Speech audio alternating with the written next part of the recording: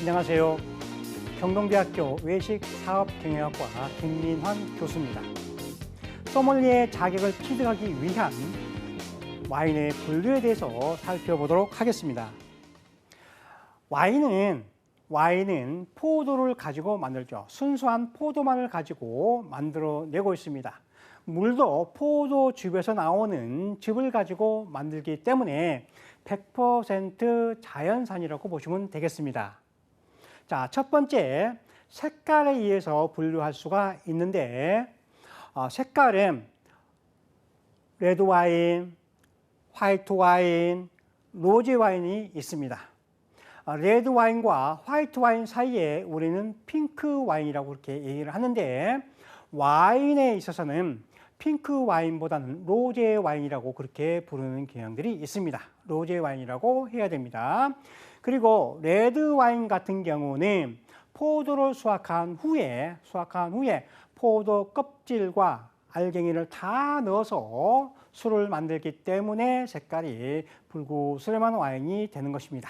그리고 화이트 와인은 포도 품종 자체가 진청색이 아니라 녹색을 띠고 있기 때문에 화이트 와인이 되는 것이고요. 로제 와인은 레드 와인을 만드는 방법과 똑같이 만들어냅니다. 그래서 색깔별로는 레드 와인, 로제 와인, 화이트 와인이 있습니다. 그리고 이제 두 번째로는 거품 유무에 따라서 분류해 볼 수가 있는데 거품이 있는 것, 거품이 없는 것으로 분류를 합니다. 그리고 이제 거품이 있는 와인들은 우리들이 흔히 즐겨 쓰는 말로 스파클링 와인이라고 얘기를 합니다.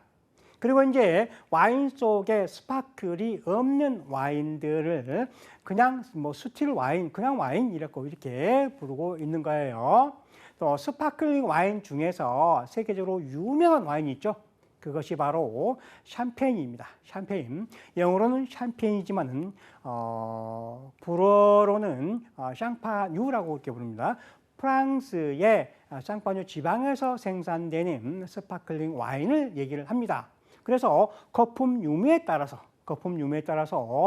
스파클이 있는 것, 스파클이 없는 와인으로 분류를 하는데 우리는 대부분의 와인들이 스파클링이 없는 와인들을 즐겨 보실 수가 있는 것입니다.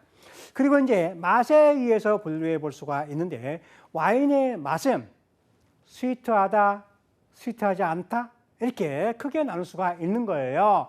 그래서 와인 속에 포함되어 있는 당분이 다 발효하지 않고 남아 있을 경우에는 스윗한 맛을 내는데 그러한 와인들을 약한 당분이 30g 이상이 됐을 때를 우리는 스위트 와인 이렇게 부르고 있는 거예요. 그리고 이제 당분이 4g 이하가 됐을 때는 드라이라고 이렇게 부르고 있습니다. 이것은 와인 전문 용어이기 때문에 그대로 받아들이는 게 좋습니다. 그리고 이제 중간에 4에서 8, 또 8에서 30g 내외에 있는 와인들은 미디움이라는 말을 써서 미디움 트라이, 미디움 스위트 이렇게 부르고 있는 것입니다. 그리고 이제 알코올 첨가에 의해서 분류해 볼 수가 있는데 와인을 만들 때 주정이라는 것은 알코올을 얘기하는 것이죠. 주정을 와인 속에 넣어버려요. 그러면 이제 주정이 알코올이 높아지겠죠. 네, 높아진 그러한 와인들을 얘기를 하는데 유명한 산지가 스페인의 쉐리 와인, 포르투갈의 포트 와인, 그 다음에 마데이라 와인이 있습니다. 이것이 3대 주정 강화 와인이라고 이렇게 부르고 있죠. 그래서 주정을 첨가한 와인, 주정을 첨가하지 않는 와인 이렇게 분류해 볼 수가 있습니다. 그 다음에 이제 농도에 의한 분류를 해볼 수가 있는데 가벼운 농도, 무거운 농도 이렇게 구분해 볼 수가 있는데 농도라는 것은 무엇이냐면은 쉽게 설명드려서 우리들이 이제 물과 우유와 막걸리가 있다고 생각해 봅시다. 그러면 이제 물은 우리가 목넘김이 좋고 굉장히 가벼운 느낌이 들고 막걸리는 걸쭉한 느낌이 들죠. 그랬을 때 입안에 느껴지는 그 감각 그런 것들을 얘기를 하는 거, 질감과 농도를 얘기하는데 물처럼 가볍게 느껴지는 것들은 라이트 바디 와인, 바디라는 말을 써서 표현해 주고 있습니다. 그리고 이제 걸쭉한 와인, 입안 가득 찬 걸쭉한 와인, 뭐 떡떡한 맛도 나고 뭐 알코올 냄새도 나고 그런 와인들은 풀 바디, 입안 가득 찼다, 가득 찼다. 그래서 풀 바디 와인을 이렇게 얘기를 합니다. 그리고 이제 중간에 어중중한 그런 모습을 보이고 있는 와인들은 미디움이라는 말을 써서 미디움 바디 이렇게 표현해주고 분류를 하고 있습니다. 그 다음에 이제 식사하면서 사용하는 와인에 대해서 분류를 하고 있는데 식전에 마시기 위해서는 단 것보다는 스윗한 것보다는 약간의 신맛이 있는 그러한 와인들이 좋습니다. 그랬을 때 식전에 먹는 것은 드라이한 와인, 신맛이 많이 있는 와인들을 찾게 되고, 그 다음에 이제 식후에는 우리들이 식후에 먹는 것을 뭐라고 그래요?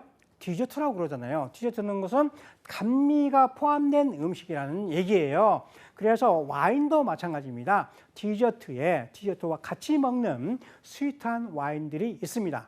그래서 식전에 먹는 거, 식후에 먹는 거 와인들이 크게 이제 분류해 볼 수가 있습니다.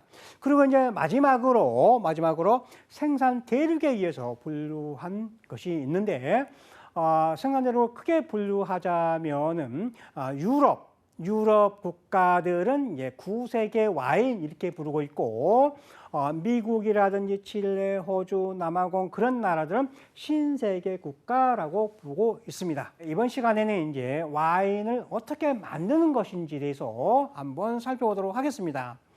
굉장히 복잡한 도식이 그려져 있는데요. 처음에 포도를 수확하게 되면은 이러한 와인 공장으로 포도를 가져와서 이런 틀에 넣게 됩니다. 이런 틀에 넣게 되면은 와인을 이제 포도를 이제 분쇄를 해요. 분쇄를 해서 와인 양조를 하게 되고 그 다음에 이제 양조를 하게 되면은 양조를 다 끝나고 나면은 이제 딱 짜죠. 그래서 껍질 같은 거 그런 것들을 버리게 됩니다. 그리고 이제 숙성시켜서 판매하게 되는데 그 순서들을 한번 살펴보고 제가 설명해 드리도록 할게요.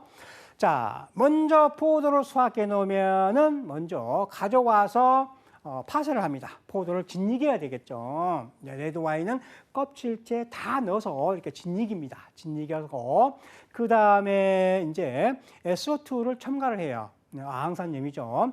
SO2는 색깔을 곱게 만들고 미생물들을 활성화시켜주고 그 다음에 또 여러 가지 균들을 없애주는 역할을 해요. 그러니까 와인 만드는데 없어서는 안 될 성분이에요. 자, 그 다음에 이제 발효를 시키는데 발효라는 것은 무엇이냐 하면은 발효할 때 설탕이 반드시 있어야 돼요. 설탕이라는 것은 포도가 자연적으로 광합성 작용해서 자연적으로 생성이 되는 당분을 얘기하는 거예요. 우리나라 같은 경우는 일조량이 부족하다 보니까 당도가 많이 떨어져요. 그렇기 때문에 인위적으로 설탕을 첨가하는 방법을 쓰고 있습니다. 그렇지만 이제 일조량이 풍부한 뭐 칠레라든지 프랑스라든지 이태리 그런 국가들에서는 설탕을 거의 안 쓰고 있습니다. 포도 자체에 있는 당분을 가지고 만드는데 당분에 의해서 거기에 당분에 효모를 집어넣게 되면은 이것이 화학적인 반응을 일으켜요. 포도가 화학적인 반응을 일으켜서 알코올하고 탄산가스하고 또 열이 이렇게 분출이 돼요. 이때 이제 열하고 탄산가스를 다 보내고 나면은 순수한 알코올만 남게 되겠죠. 알코올만 남게 되는 거예요. 이때 이제 당분에 의해서 알코올이 생성이 되는 거예요. 비로소 와인이 탄생하는 것이죠. 그 다음에 이제 마세라숑이라는 것을 하는데 그 자리에서 발효한 자리에서 포도를 그대로 놔두면은 포도가 박테리아 균에 의해서 썩어버려요. 그렇기 때문에 포도를 자꾸 이렇게 섞어줘야 되는데 이것을 담그기 또는 마세라숑이라고 이렇게 불러 담그기라고 이렇게 부르죠. 이렇게 섞어주면은 포도씨나 껍질에서 다양한 성분들이 많이 추출이 되고 색깔도 추출이 돼요. 그렇기 때문에 이때 이제 그 마세라숑 담그기를 하게 됩니다. 그 다음에 이제 압착을 하는데 압착을 다른 곳에 옮겨서 압착을 쭉 짭니다. 그러면 순수한 와인만 남게 되겠죠. 포도 껍질이라든지 씨라든지 그런 것들은 이제 쭉 남게 돼요. 그리고 이제 와인만 순수하게 걸러냅니다. 걸러내고 나서 이제 2차 발효를 실시하게 되는데 2차 발효를 실시하는데 이것은 뭐냐면은 유산 발효라고 그렇게 얘기를 합니다. 유산 발효라는 것은 뭐냐면은 젖산, 유산, 젖산, 이제 사과산이라든지 그런 것들을 부드럽게 만들어주는 발효예요. 그래서 레드 와인 만들 때 가장 중요한 것이 이 유산 발효예요. 유산 발효. 그래서 레드 와인은 신맛이 그렇게 중요하지 않기 때문에 신맛을 부드럽게 만들어주는 발효를 반드시 실시를 해요. 이것은 박테리아에 의해서 실시하는 거예요. 그 다음에 이제 발효가 다 끝나면, 유산 발효가 다 끝나면 이제 비로소 숙성을 시킵니다. 오크통에 숙성시키고 또는 이제 스테인리스 통에다가 숙성을 시켜서 브랜딩을 합니다. 와인을 이제 혼합을 해서 이제 병입을 해서 판매하게 되는 것입니다. 자, 그 다음에 이제 화이트 와인 양조 방법에 대해서 살펴볼게요. 화이트 와인은 레드 와인 만드는 방법과 거의 유사한데 화이트 와인은 색깔이 필요 없죠. 그리고 이제 색깔이 와인에 들어가면 화이트 와인이라고 할 수가 없잖아요. 그래서 포도를 먼저 수확한 다음에 짜버려요. 짜고 순수한 즙만, 포도 주스만 가지고 발효시키고 또 유산 발효시키고 또 숙성시켜서 병입해서 판매하게 됩니다. 그래서 레드 와인과 화이트 와인의 중요한 차이점은 무엇이냐? 압착, 먼저 짜버리는 것을 먼저 하느냐, 늦게 하느냐. 레드 와인은 발효시킨 다음에 압착을 하고 화이트 와인은 발효하기 전에 즙만을 뽑아내기 위해서 먼저 압착을 한다고 보시면 되겠습니다. 자, 다음은 이제 스파클링 와인 만드는 방법인데요.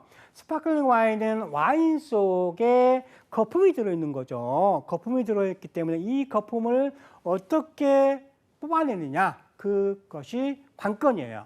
그래서 전통적인 방법으로 만든 방법하고 현대적인 방법으로 뽑아내는 방법 두 가지가 있는데 전통적인 방법은 샴페인 만들 때 쓰는 방법이에요.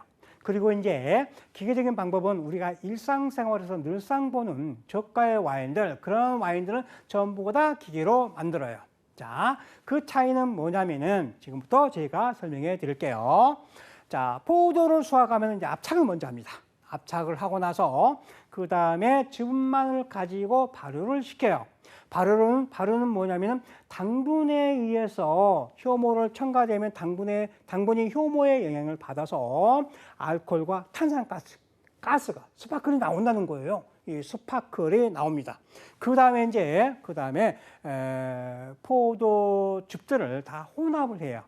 혼합을 하고, 그래서 여기서 중요한 것은 뭐냐면은 와인은 혼합의 예술이라고 합니다.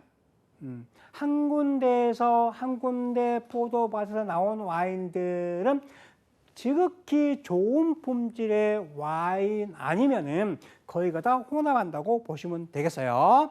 그리고 이제 혼합한 다음에 이제 병에다가 병입을 합니다. 와인을 만들었다면 이제 병입을 해요. 병입을 하면서 설탕하고 효모를 집어넣습니다. 그러면 설탕하고 효모가 들어갔기 때문에 병 속에서 또다시 발효를 일으키게 됐죠. 또다시 발효를 일으키게 됩니다. 그렇게 놔두면은 이제 또다시 발효가 일으키게 됩니다. 그 다음에 이제 계속해서 병채로 숙성을 시켜 놓습니다. 그러면 서서히 발효가 일어납니다. 그 다음에 이제 발효가 거의 끝나면은 와인 속에 병 속에 효모가 죽어 있는 찌꺼기라든지 여러 불순물들이 떠다닐 수가 있어요. 그러면은 그 효모에 죽은 찌꺼기들을 빼내야 되겠죠. 병 속에서 빼내야 되는데 그러한 것들을 빼내는 작업이 또 필요합니다. 빼내는 작업들이 또 필요하고 나서 그 다음에 이제 와인이 맑게 되면은 그때 이제 막습니다. 막고 이제 숙성시키고 난 다음에 이제 숙성시키고 그 다음에 찌꺼기도 제거하고 또 보충도 시켜주고 이렇게 해서 마무리를 짓습니다. 그래서 이렇게 만드는 방법이 알코올 발효를 전통적인 방법 샴페인 만드는 방법에서는 2번 실시한다는 거예요. 그리고 그것도 또한 병 속에서 이렇게 실시하는 방법이라고 보시면 되겠습니다.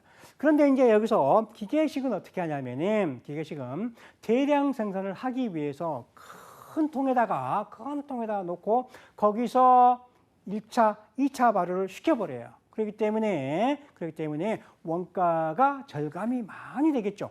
그래서 그런 스파클링 와인들은 저렴한 스파클링 와인들이다. 이렇게 보시면 되겠습니다.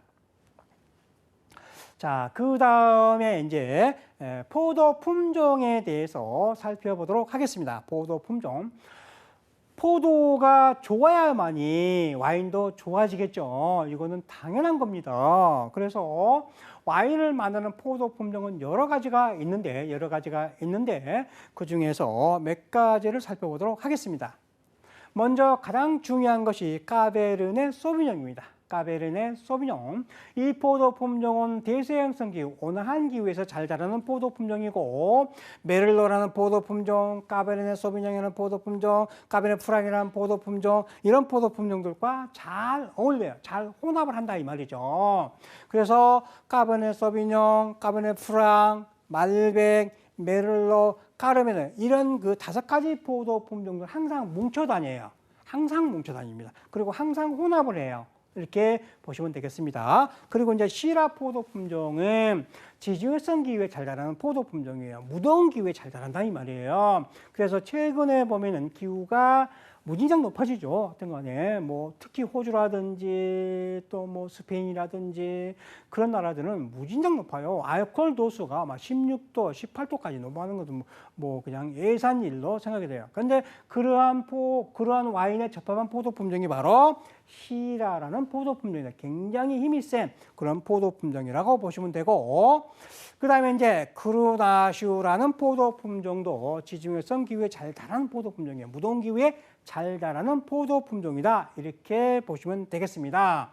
그런데 이 포도 품종은 이제 색깔이라든지 타닌이라든지 이런 것들이 약간 뒤떨어지는 경향이 있어요. 그래서 다른 포도 품종과 혼합해서 자기의 부족한 점을 채우려고 하는 그러한 것들이 강해요. 그러한 성격들이 강하고, 피노누아 포도 품종은 어떠한 경우라도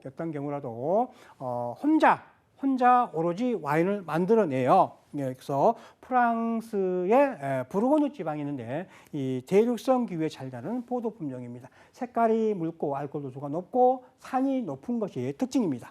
그 다음에 네비올로, 산지오베제라는 포도 품종은 이 2가지 포도 품종은 이탈리아에서 주로 재배되고 있는 포도 품종이에요. 이탈리아에서 주로 재배되고 있는 포도 품종인데, 이 네비올라라는 포도 품종은 이제 피에몬테 주에서 주로 많이 재배되고, 산지오베제라는 포도 품종은 토스카나 지방에서 잘 재배되는 포도 품종이라고 보시면 되겠습니다. 그리고 이제 템프라니오 포도 품종은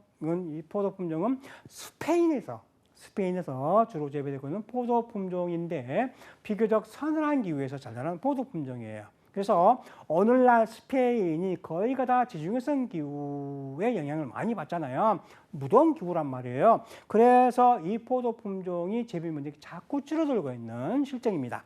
그 다음에 이제 진판데라는 포도 품종은 미국에서 주로 재배되고 있는 포도 품종인데 우리나라에서는 화이트 진판델이라는 와인으로 유명해요.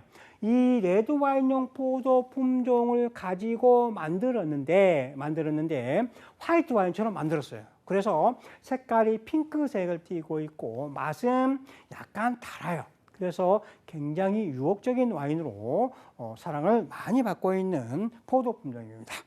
자, 그 다음에 이제 화이트 와인 포도 품종은 중에서 가장 중요한 포도 품종이 샤르도네라는 포도 품종입니다. 이 포도 품종은 프랑스 부르고뉴 지방에서 재배되고 있는 포도 품종인데 다른 나라 뭐 이탈리아나 스페인, 칠레, 미국, 뭐 아르헨티나, 호주 와인을 생산해내고 있는 여러 국가들에서 가장 많이 재배되고 있는 포도 품종이 샤르도네예요. 샤르도네. 그리고 이 포도 품종으로 만든 와인들은 과일량이 많이 나요. 그래서 와인을 처음 접하시는 분들도 부담 없이 즐길 수 있는 와인이라고 보시면 되겠습니다. 이 포도 품종만 오로지 단일 포도 품종으로 가지고 와인을 생산하고 있습니다. 자, 그 다음 포도 품종이 리슬링이라는 포도 품종인데 리슬링이라는 포도 품종은 독일에서 많이 재배되고 있어요. 독일에서 많이 재배되고 있는데 이 포도 품종의 특징은 뭐냐면 스위트한 와인을 많이 만든다는 거예요. 스위트한 와인의 대명사예요. 그리고 약간의 휘발성 향을 낸다는 것이 특징입니다. 그래서 휘발성 향도 나고 또 여러 가지 풀향이라든지 과일향도 풍부하게 나는 것이 리슬링입니다.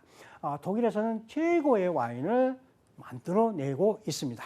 그 다음에 이제 소비뇽 블랑, 세미뇽이라는 포도 품종인데 이러한 포도 품종들은 프랑스 보르도 지방에서 주로 재배되고 있는 포도 품종인데 훌륭한 와인은 그다지 만들어내지 못하고 그냥 평균적인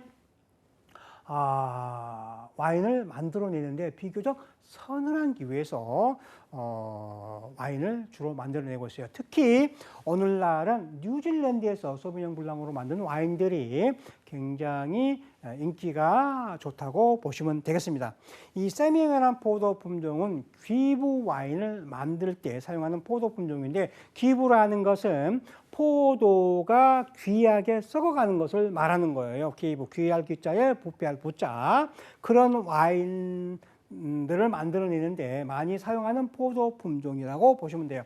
그래서 보르도 지방에서 기부 와인으로 유명한 소테르느 지역에서 이 포도 품종이 지배적으로 많이 재배되고 있는 포도 품종이다. 이렇게 보시면 되고 비오니에 포도 품종은 더운 기후에서 지중해성 기후, 더운 기후에서 주로 많이 재배되고 있는 포도 품종인데 오늘날은 이제 최근 들어서 각광받고 있는 포도 품종입니다. 근데 이 포도 품종의 특징은 레드 와인과도 뭐 잘 어울린다는 것은 뭐냐면 혼합을 많이 해요. 자, 왜 그러냐 하면은 이 포도 품종은 핵과향이 많이 나요. 핵과라는 것은 과일 속에 핵이 들어있고 핵을 깨트려야만이 씨가 나오죠. 그런 것들을 핵과라고 하는데 뭐 복숭아라든지 아니 뭐 살구라든지 그런 향들 그리고 또 이제 마른 꽃향이라든지 그런 것들이 지배적으로 나타나는 것이 특징입니다. 그래서 이 포도 품종으로는 이제 아주 유명한 와인들도 만들어내고 있습니다. 그 다음에 좀 어렵습니다만 게부르츠 트라미너라는 포도 품종이 있습니다. 이 포도 품종은 독일이라든지 또는 프랑스의 알자스 지방에서 주로 재배되고 있는 포도 품종인데 국내에서는 그렇게 널리 많이 안 알려져 있어요. 그런데 이제 포도 품종은 오늘 제가 설명드렸던 포도 품종들은 와인 자격을 보기 위해서는 와인 자격증을 따기 위해서는 반드시 알아야 할 포도 품종이에요. 그래서 꼭 알아두시기 바라고요. 마지막으로 무스카라는 포도 품종입니다. 무스카라는 포도 품종은 주로 스윗한 와인을 만들어내는데 주정 강화 와인 중에서 스윗한 와인 그리고 알코올 도수가 낮으면서 스윗한 와인을 만들어내는 것이 특징이에요. 특히 이탈리아에서 이탈리아에서는 모스카토라고 해요. 모스카토라는 포도 품종을 만들었다. 그러면은 무조건 알코올 도수가 낮으면서 스위트하다고 보시면 되겠습니다. 자, 이렇게 해서 오늘은 이제 와인의 분류라든지 와인의 양조라든지 와인의 포도 품종에 대해서 살펴보았는데, 와인의 양조에서, 특히 와인의 양조에서 레드 와인과 화이트 와인의 차이는 뭐냐면은 발효하기 전에 짜느냐, 그 다음에 발효 후에 짜느냐. 레드 와인은 발효 후에 짜게 되죠. 그리고 화이트 와인은 발효 전에 와인을 짜서 즙만을 가지고 만든다는 거, 그것을 반드시 명심하시고, 그 다음에 이제 스파클링 와인은 병 속에서 2차 발효, 2차 알코올 발효를 생성해 줘서 탄산가스를 병 안에서 하나하나의 병 안에서 스파클링을 만들어 주느냐, 아니면 큰 통에서 스파클을 만들어 주는가에 따라서 차이가 있다고 그랬어요.